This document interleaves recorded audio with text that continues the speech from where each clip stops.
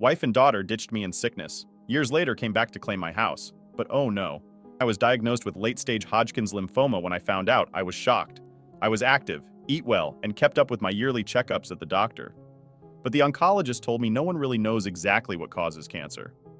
I had a chance of survival, albeit small, but I was going to have to undergo rigorous chemotherapy. I was ready and willing to fight for my life after I got my diagnosis. I sat my wife of 15 years down, Janet and Layla, my teenage daughter, to tell them they were devastated. But I assured them I'd do my best to fight the disease. I was more than worried about my family's dynamic, though, because the doctor warned me the chemo would be debilitating and that I would need as much support as I could simply get.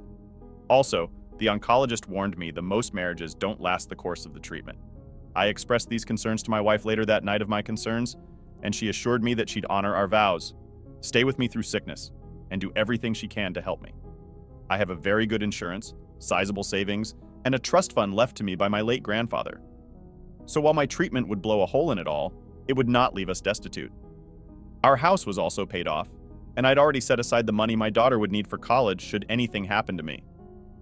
My coworkers at work had a send-off party for me and wished me luck in my difficult journey.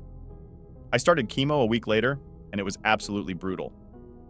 I would come home feeling like I'd been run over by a train. I could barely feed myself and hardly had enough energy to walk or bathe or anything. This lasted for 2 months. I could see my wife and daughter becoming increasingly agitated with me. I could sense reluctance whenever I asked something of them.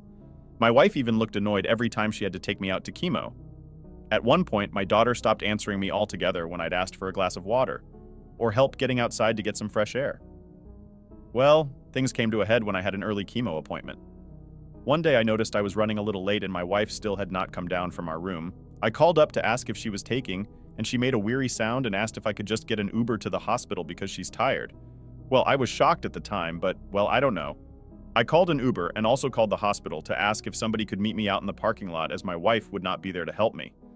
Luckily, my Uber driver was a super nice girl who made sure I got into the building okay, and even told me I could call her when I was through and she'd drive me back home.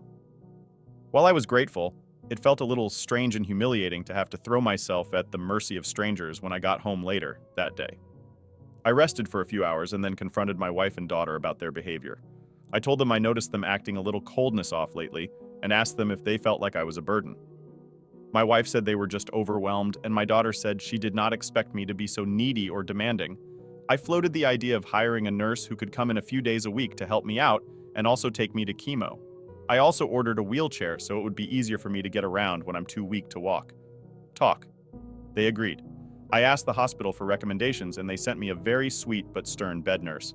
She made sure I got to chemo on time, made sure I got my medication on time, and even on the day when she wasn't working, and created a care plan that included healthy meals. Everything was going great. The doctors were pleased with my progress, but my wife and daughter still did not seem happy. I was less of a burden now, but my wife was feeling as though the nurse was replacing her. I told her if she was willing to take me to chemo, fill my prescriptions, and make sure I ate and took my pills on time, then I'd be more than willing to part ways with the nurse. The only reason I had a bed nurse now was because I was such a burden on her, and she accepted this as a compromise. She asked me if I was willing to get a male nurse instead, and I told her there were none on the hospital list recommended. The reason they sent what I had is because she had experience dealing with cancer patients, so she understands my needs. On top of that, she's careful, attentive, and very respectful. She's been nothing but nice to my wife and daughter and me. The only way I was getting rid of her was if my wife and daughter agreed to do everything she was doing. But my wife wasn't having it. She said I could just do more for myself instead of making my condition everyone else's problem. So I asked her if she had lost her mind. I do everything I can for myself. There were some days when I could barely lift my head, much less stand up. This chemo has been debilitating. She went upstairs in a fit of rage and started slamming doors. I chose to ignore her little tantrums, and my main focus was my recovery, and her negativity was only going to stress me out and make things worse. Later that night, I got a call from my mother-in-law, who lives 2 states away, asking me why I brought another woman into her daughter's house. It was technically my house in my name. I owned it before we got married, but I decided not to be petty. I explained very politely that I needed help, and the amount of help I needed was more than her daughter was willing to provide. So, I had to bring in a bed nurse as the arrangement we had before was too much of a burden for her daughter. I had, at the very least, 1 month of chemo left, so long as the cancer did not persist or get more aggressive. The nurse would not be around that much longer. She did not seem convinced, but left me alone, which was all I wanted anyways. Everything was normal for about a week after my treatment was still going smoothly. Then one day when I came home from chemo, I met a moving truck in front of my house. My wife, and daughter had packed up all their stuff and said they were going to their mom's place indefinitely. I was hurt and upset, but was too tired to express it properly. The fact that she did this right after my chemo, when she knew that I'd be spent and I couldn't talk to her, it's just cruel. I asked my daughter if this was what she wanted. She was old enough to make her own decisions, you know. She said she would rather go with her mother, because it was too hard living with me. I watched them go with tears in my eye, both because this was exactly what I was dreading at the start of my chemo. I felt unwanted and abandoned. The nurse spent some extra time with me that day and asked if I had any family who I could stay with, just so I would not have to be alone.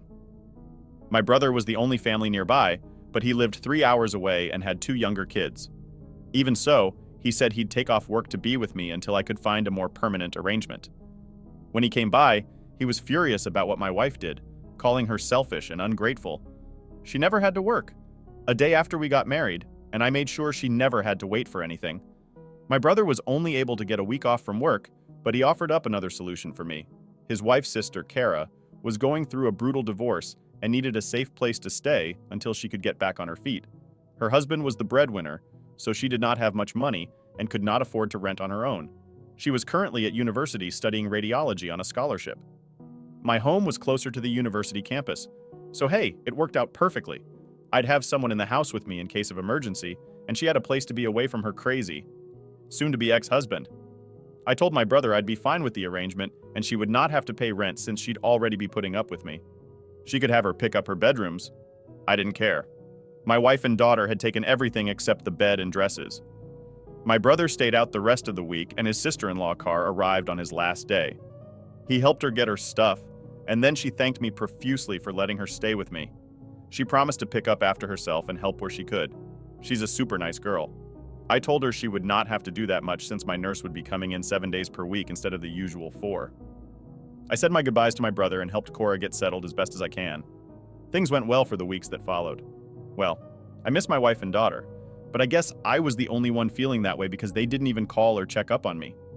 Cora was a huge help. She did all the grocery shopping, most of the cleaning, and even helped with meals for me, as she did not complain. Once a month and a half after my wife left, I was declared cancer-free.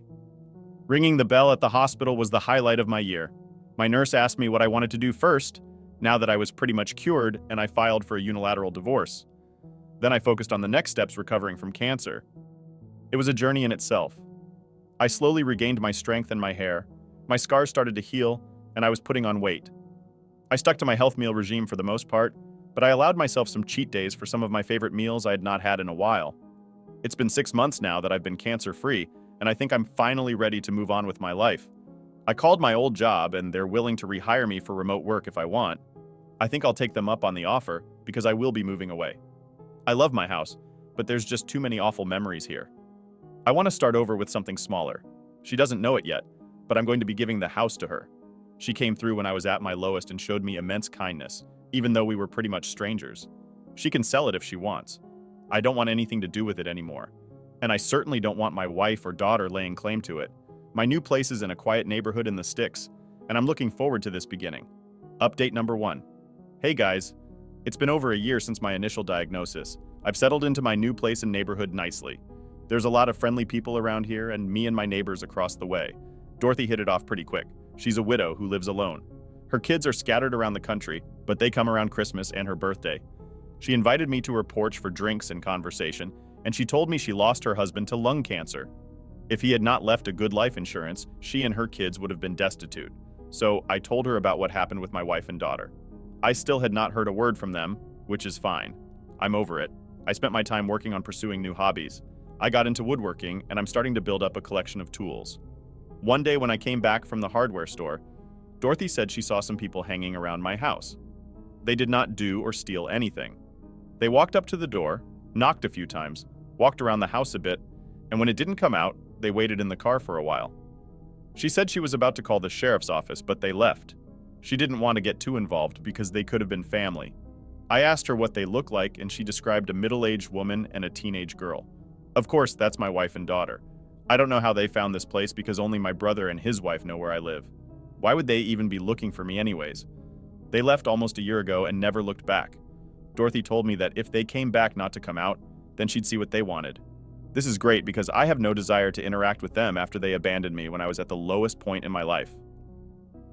I called my brother later that night, and he told me my wife and daughter had been around my old house harassing Carr and her roommate. Luckily, she had documented proof that the house was hers and in her name. Apparently, she lied to my wife and said that she bought it from me, which I think was the right move, because if my wife found out I gave the house away for free, she would be livid. Still, I feel bad that Cora had to go through that and called her to apologize directly. Hopefully, the next time they come around, I can deal with this for good. I'm not sure if my wife knows about the unilateral divorce or not. I'm pretty sure my lawyer mailed a copy to her mom's house, but I guess they could have thought it was junk mail and just thrown it out. Either way, I don't care. She and I are no more updated. Number 2.